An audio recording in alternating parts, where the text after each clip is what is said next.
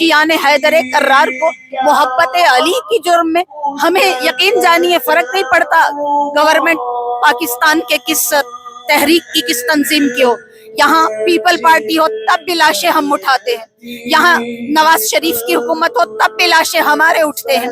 یہاں عمران خان بھی آ گیا تو لاشیں ہمارے ہی اٹھے. یہ بات بڑی تکلیف دہ ہے کہ ہم سب سے آسان پرے ہیں. بڑا آسان ہے شیعت کو اس لیے کہ ہم جنگ نہیں کرتے, ہم بد تہذیبی, ہم لاش اٹھا کر بھی لبیک یا حسین کہتے ہیں. ہم خود کو کربلا میں محسوس کرتے ہیں.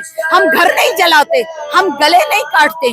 آج جو دکھ ہے ہمیں اس بات پر ہے کہ شیعہ مر رہے ہیں. شیعہ ہمیشہ سے مر رہے تھے, یہ کوئی المیہ نہیں تھا.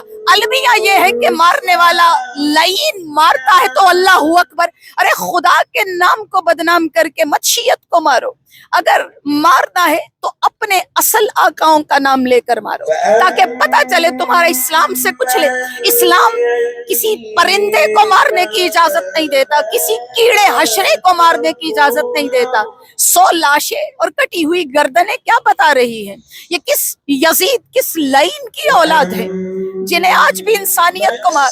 میرے رسول فرما رہے تھے کہ کعبہ 70 بار گر جائے پرواہ نہیں ہے, لیکن کسی انسان کا دل توڑنا, کسی کی عزت و ناموس پر حملہ کرنا 70 مرتبہ کعبے کو گرا دینے سے بڑا جرم ہے.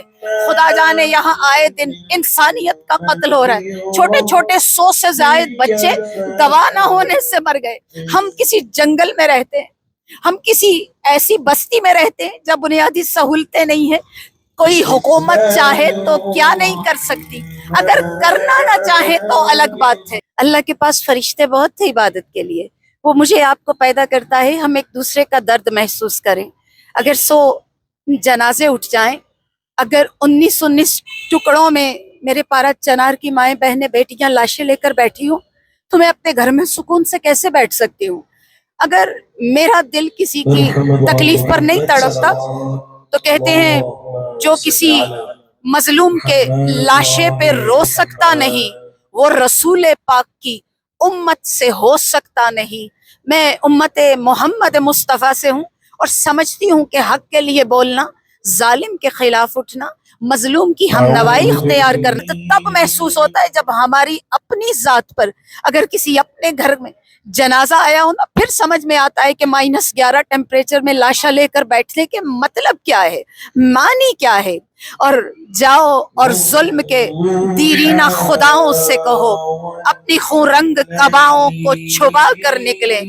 ہم ابھرتے ہوئے سورج کی نئی کرنیں ہیں, سامنے آئے تو وہ سر کو جھکا کر نکلے. گونج سے جس کی لرز جاتا ہے کوثر کا دل, ہر طرف اٹھتا وہی نعرہ تکبیر ہے. ہم ہر حال میں باطل کا مقدر ہے. ابھی سورہ فتح کی منہ بولتی تفسیر ہے, وما علینا الا البلاغ. چلتے ہوئے تشیع کو